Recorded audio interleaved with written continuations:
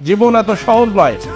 দুবাইয়ের যে আজকে চাকচিক্য আপনারা দেখছেন, কিছুদিন আগে ফেসবুকে দেখলাম দুবাইয়ের শেখের সেই গিয়ে ওনার নাম ভদ্রলোকের, যিনি এখন বর্তমান সেখানকার প্রধান, তার একটা ইন্টারভিউ এক সাংবাদিক নিয়েছে যে আসলে আপনার জীবন, আপনার সম্পদ, এর রহস্য কি, কিভাবে এত দূরে আসলেন, আপনার সন্তানেরা এরপর আরও কি করতে চাচ্ছে। উনি শুধু বলছেন যে আমার বাবা উট চড়াতেন, আমিও উট চড়িয়েছি। তো দেখা গেছে আমার বাবা উট চড়াতেন, আমি উটের পিঠে উঠছি, আমি স্ট্রাগল করেছি, আস্তে আস্তে করে ব্যবসা বাণিজ্য এই জায়গাটাকে তৈরি করেছি।